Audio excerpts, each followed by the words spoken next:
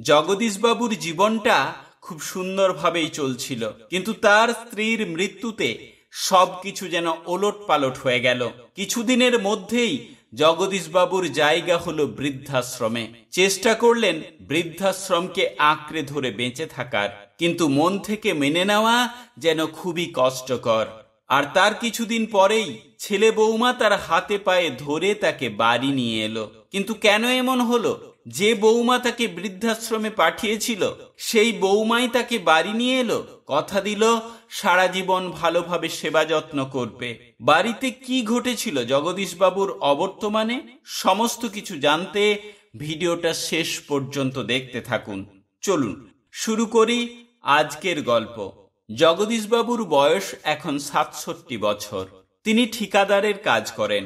বিশাল বড় মাপের ঠিকাদার না হলেও সরকারি বেসরকারি বড় বড় বিল্ডিং বানানোতে জগদীশবাবুর খুব সুনাম ছিল। ছোটখাটো রাস্তাঘাট মেরামতের কাজও তিনি অনেক করেছেন। ব্যবসার কাজে রিটায়ারমেন্টের বয়স না থাকলেও এই ৬৭ বছর বয়সে এসে তিনি যেন হাঁপিয়ে উঠেছেন। এখন তার কাজকর্ম খুব একটা ভালো চলছেও না, কারণ এখন কম্পিটিশন অনেক বেড়ে গেছে। এছাড়া তার শরীর ঠিক চলছে না বলে আগের মতো দৌড়ঝাঁপও করতে পারেন না। স্ত্রী রমলা দেবী বললেন, সারা জীবন ধরে তো অনেক পরিশ্রমী করলে, এখন আর দরকার নেই। ছেলে তো রোজগার করছে, তোমার তো আর খাওয়া পড়ার অভাব হবে না। তাদের একমাত্র ছেলে বিমলেশ মায়ের কথাকে সমর্থন করল। জগদীশবাবু যেন তাই চাইছিলেন, তাই তিনি কাজকর্ম বন্ধ করে দিলেন। তিনি কাজ বন্ধ করে দেওয়ার পর অনেকগুলো পাওনা টাকা তিনি আর পেলেন না। তবে যে সকল মহাজন তার কাছে টাকা পেতেন, রড সিমেন্ট এসব যাদের কাছে নিতেন, তাদের সব টাকা তিনি মিটিয়ে দিলেন। ফলে তার কাছে যা সঞ্চয় ছিল তা প্রায় ফুরিয়ে গেল। কিন্তু তা সত্ত্বেও দিন বেশ ভালোভাবেই পেরোতে থাকলো। ২ বছরের ছোট্ট নাতিকে নিয়ে বুড়ো বুড়ির সময় কেটে যায়। যদিও রমলা দেবী খুব শক্ত সমর্থ আছেন এবং বাড়ির নানা কাজ তিনিই করে নেন। বৌমা রূপার উপরে তাই সংসারের কাজের তেমন চাপ নেই। যদিও বৌমা রূপা অবশ্য তার শাশুড়ি মাকে সাহায্য করে। এইভাবে বছর ৫ বেশ সুন্দরভাবে পেরিয়ে গেল। তবে সুন্দরভাবে চলতে থাকা জগদীশবাবুর জীবনে যেন ছন্দপতন ঘটল। হঠাৎ করে তার স্ত্রী রমলা দেবী তাদের ছেড়ে পরপারে পাড়ি দিলেন। শক্ত সমর্থ প্রাণবন্ত রমলা দেবী যে তার আগেই মৃত্যুবরণ করবেন, এটা জগদীশবাবুর কল্পনাতেও ছিল না। তিনি মানসিকভাবে খুব ভেঙে পড়লেন। তার কোনো কাজেই মন বসে না, কোনো কিছুই ভালো লাগে না। এখনো অনেক কিছু থাকলেও তার মনে হয় যেন কিছুই নেই। ছেলে বিমলেশ আছে, বৌমা রূপা আছে, এমনকি ছোট্ট নাতি টুকুনও আছে, তবু যেন ঘর ফাঁকা। তার জীবনের হাসি আনন্দ সমস্ত কিছু যেন কোথায় হারিয়ে গেছে। জগদীশবাবুর এই রকম মানসিক অবস্থায় তিনি এখন বেশিরভাগ সময় ঝিম মেরে বসে থাকেন। বাড়ির হাট বাজার আগে যেটা তিনি নিজে হাতে করে আনতেন, আজকাল যেতে ইচ্ছে হয় না। এখন অবশ্য ছেলে অফিস থেকে ফেরার পথে হাট বাজার করে নেয়। শাশুড়িমা গত হওয়ার পর বৌমা রূপাকে সংসারের সমস্ত কাজ করতে হয়। ছেলে বড় হয়েছে, তাকে স্কুলে দিয়ে আসা নিয়ে আসা, সংসারের এত কাজ, এসব করতে করতে সেও যেন হাঁপিয়ে উঠেছে। যদিও এখন একটা কাজের মেয়ে রাখা হয়েছে, সে দুবেলা একবার করে এসে কিছু কাজ করে দিয়ে যায়। কিন্তু তা সত্ত্বেও বাড়ির সমস্ত কাজ তো এখন রূপাকেই করতে হয়। তাই তার সমস্ত রাগ এখন এসে পড়েছে তার শ্বশুর মশাইয়ের ওপর। বেশ কিছুদিন ধরে তার শ্বশুর মশাইকে যেন বোঝা মনে হচ্ছে। রূপা এখন বিভিন্ন বিষয় নিয়ে জগদীশবাবুকে খোঁটা দেয়, নানা কথা শোনায়, যেগুলো শুনে জগদীশবাবুর একেবারেই ভালো লাগে না। তবে তিনি অবশ্য প্রতিবাদ করেন না। মনে মনে ভীষণ কষ্ট পেলেও প্রতিবাদ করার মতো বা ঝগড়াঝাঁটি করার মতো ইচ্ছা তার থাকে না। কিন্তু তা সত্ত্বেও বৌমার এক সময় সবকিছু যেন অসহ্য হয়ে গেল। একদিন বারান্দায় বসেছিলেন জগদীশবাবু। টুকুন দৌড়ে এসে বলল, দাদু দাদু, তুমি আমার সাথে খেলবে, চলো, দেখো আমি নতুন ব্যাট এনেছি। জগদীশবাবু মৃদু হেসে বললেন, আজ আমার শরীরটা ভালো লাগছে না দাদু ভাই, তুমি নিজে নিজেই খেলা করে নাও। ধুর, একা একা কি খেলা যায় নাকি? বলতে বলতে টুকুন মুখটা গম্ভীর করে চলে গেল। এই ছোট্ট অভিমান জগদীশবাবুর বুকের ভেতর কাঁটার মতো বিঁধল, কিন্তু তবুও শরীর মন চাইল না যে উঠে গিয়ে নাতির সঙ্গে খেলা করি। একা একা খেলা যাবে না বলে টুকুন মায়ের কাছে গিয়ে কিছু একটা আবদার করল। রূপা তখন রান্না করছিল। ছেলের আবদার তার কাছে জ্বালা ধরিয়ে দিল। তার রাগ গিয়ে পড়ল শ্বশুর মশাইয়ের উপর। মনে মনে বলল, ছেলেটাকে একটু বুঝিয়ে সুঝিয়ে রাখবে, তাও নেই। একদিন বাড়িতে কাজ করতে করতে রূপা রাগে ফুঁসছিল। বিমলেশ ঢুকতেই সে বলল, শোনো, আমি আর পারছি না। শাশুড়ি মা থাকতে অনেকটা কাজ করে নিতেন, কিন্তু এখন সব কাজ আমার ঘাড়ে এসে পড়েছে। তার উপর শ্বশুরমশাই সারাদিন বসে বসে থাকেন, না কিছু করেন না কিছু বলেন। তাকে সময় সময় খেতে দেওয়া, সেবা যত্ন করা আমার পক্ষে খুব কষ্টকর হয়ে উঠেছে। আমি আর পেরে উঠছি না। বিমলেশ থমকে গেল, বলল, তুমি এভাবে বলছো কেন? বাবার তো বয়স হয়েছে, এখন তো আমাদেরকেই দেখতে হবে। রূপা বিরক্ত হয়ে বলল, কত সুন্দর উদার মন নিয়ে বলে দিলে বলো। বলাটা খুব সহজ, কিন্তু দিনের পর দিন কাজ করে যাওয়াটা খুব কষ্টকর। যদি নিজে করতে হতো তাহলে বুঝতে পারতে। সারাদিনের ঝামেলা শেষে যখন বাবার জন্য আলাদা করে ভাবতে হয়, তখন আমার মাথা গরম হয়ে যায়। আমি তো আর রোবট নই। এই কথাগুলো নিজের ঘর থেকেই শুনতে পাচ্ছিলেন জগদীশবাবু। তার বুকটা কেঁপে উঠল, মাথাটা ঘুরে উঠল। তিনি আর বসে থাকতে না পেরে শুয়ে পড়লেন। মাথার ভেতর শুধু একটা কথাই ঘুরছিল, আমি বোঝা হয়ে গেছি, আমি বোঝা হয়ে গেছি। কয়েকদিন পর অবস্থা চরমে পৌঁছল। রূপার রাগ, বিরক্তি আর ঝাঁঝালো কথায় বাড়ির পরিবেশ আরো খারাপ হয়ে উঠল। বিমলেশও ধীরে ধীরে নরম হয়ে গেল। শেষমেশ একদিন রূপা তার সিদ্ধান্ত জানিয়ে দিল। বিমলেশকে বলল, তুমি বাবাকে বৃদ্ধাশ্রমে দিয়ে এসো, সেখানে অন্তত ওনার সেবা যত্ন হবে। আমি আর পারছি না। বিমলেশ প্রথমে দ্বিধা করল, বলল, তুমি যা বলছো সেটা ঠিক হবে? বাবা কি যেতে রাজি হবেন? রূপা কড়া গলায় বলল, রাজি না হলে বোঝাবে। আমিও মানুষ, আমারও সীমা আছে। সারাক্ষণ খিটখিট করতে চাই না। বাবা ওখানে থাকলে আমারও শান্তি হবে আর উনিও ভালো থাকবেন। বিমলেশ আবারও রূপাকে বোঝালো, কিন্তু কোনো লাভ হলো না। তাই শেষ পর্যন্ত বাবাকে বলল বৃদ্ধাশ্রমে যাওয়ার কথা। কথাটা শুনে জগদীশবাবু চুপচাপ বসে রইলেন। তার অন্তরটা ভেঙে চুরে চুরমার হয়ে যেতে থাকলো। মনে মনে বললেন, এই জন্যই কি আমি তোমাকে মানুষ করেছিলাম? এই জন্যই কি তোমাকে কষ্ট করে লেখাপড়া শিখিয়েছিলাম? তার ভীষণ রাগ হলো। জোর গলায় বলতে ইচ্ছা হলো, এই দোতলা বাড়িটা আমার নিজের তৈরি, তাই আমি বৃদ্ধাশ্রমে যাব না। তোমরা আমার বাড়ি থেকে বেরিয়ে যাও। কিন্তু তখনই স্ত্রী রমলার একটা কথা মনে পড়ে যাওয়ায় চুপ করে গেলেন। জগদীশবাবু খুব রেগে গেলে রমলা দেবী বলতেন, ধৈর্য ধরো, সব ঠিক হয়ে যাবে।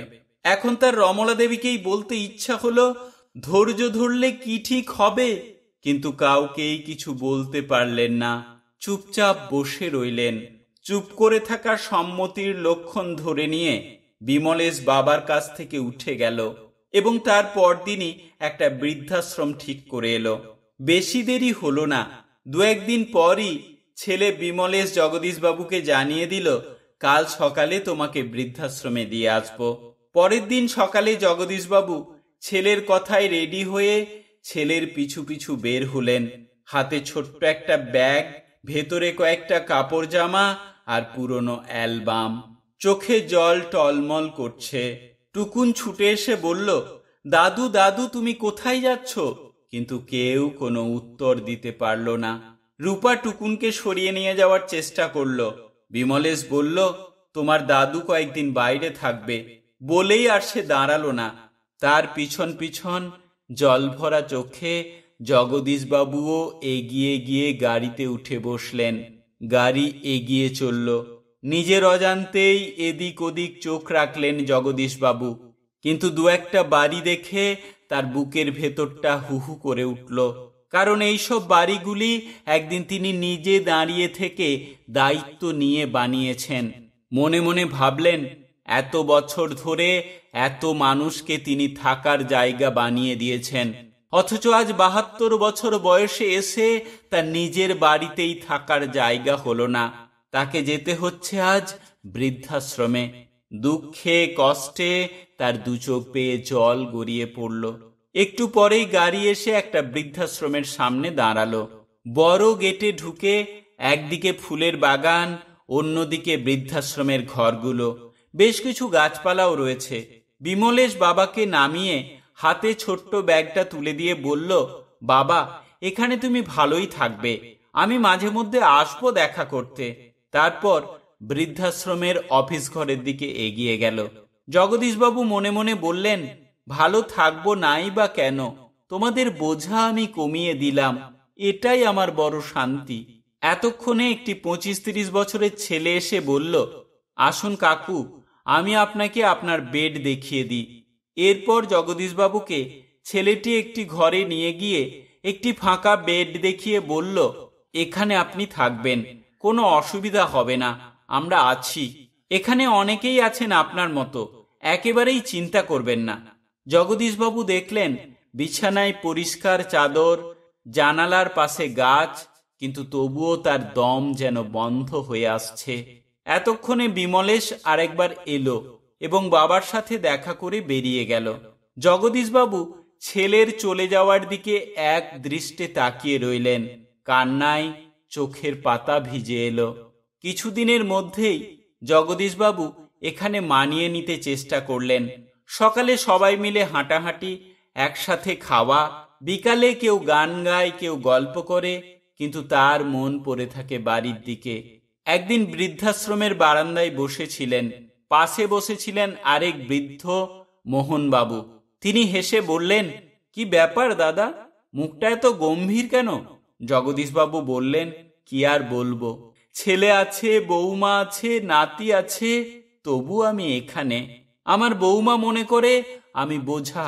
মোহনবাবু দীর্ঘশ্বাস ফেলে বললেন, সবাই একই নৌকায় ভাই, কারো ছেলে বিদেশে, কারো মেয়ে ব্যস্ত নিজের সংসারে, আর আমাদের শেষ ভরসা এই বৃদ্ধাশ্রম। জগদীশবাবু আর কোনো উত্তর দিতে পারলেন না। তার বুকের ভেতরটা যেন দুমড়ে মুচড়ে খান খান হয়ে যেতে থাকলো। অন্যদিকে বৃদ্ধ শ্বশুরকে বৃদ্ধাশ্রমে পাঠিয়ে বৌমা রূপা যেন খুব খুশি হলো, খুব শান্তি পেল। মাঝে মধ্যে শ্বশুর মশাইয়ের অসহায় মুখটা মনে পড়লে তার একবার করে খারাপ লাগতো, কিন্তু ওই পর্যন্তই। পরক্ষণেই আবার নিজেকে বলতো, আমি তো এখন বেশ সুখে আছি।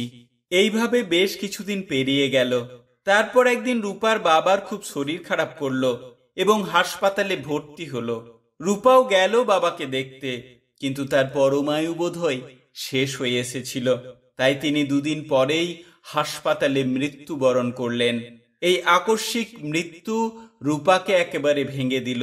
বাবাকে হারানোর শোক সামলাতে পারছিল না। রূপা খুব ভেঙে পড়ল মানসিকভাবে। এইভাবে এত তাড়াতাড়ি তার বাবার যে মৃত্যু হবে সেটা সে কল্পনাও করতে পারেনি। মায়ের দিকে সে যেন তাকাতে পারছে না। একদিন সে যখন খুব কান্নাকাটি করছে, তখন পাশের বাড়ির কাকিমা এসেছিল তাদের বাড়ি বেড়াতে। তিনি বললেন, বাবা মা তো চিরদিনের নয় মা, তবে হ্যাঁ, তোর বাবা যেভাবে সুস্থ সমর্থ ছিল তাতে করে এত তাড়াতাড়ি মারা যাওয়ার কথা নয়, কিন্তু বাস্তবকে তো মেনে নিতেই হবে। এখন তোর মা আছে, মাকে দেখবি, মাঝে মধ্যে আসবি, আর তাছাড়া তোর শাশুড়ি মা না থাকলেও শ্বশুর মশাই তো আছেন। শ্বশুর মশাই তো বাবার মতো, তাই তুই শ্বশুর মশাইকেও বাবার মতো সেবা যত্ন কর, তাহলে মন থেকে শান্তি পাবি, আর তোর বাবার আত্মাও শান্তি পাবে। তুই মনে করবি তোর বাবাকে তুই সেবা যত্ন করছিস। কথাটা শুনে রূপার অন্তরটা হুহু করে উঠল। সে বলতে চাইল, কাকিমা, আমি একটা বিরাট ভুল করেছি, কারণ আমার শ্বশুর মশাইকে আমি বৃদ্ধাশ্রমে পাঠিয়ে দিয়েছি। কিন্তু রূপা বলতে পারল না। ডুকরে ডুকরে আরো কিছুক্ষণ কাঁদল।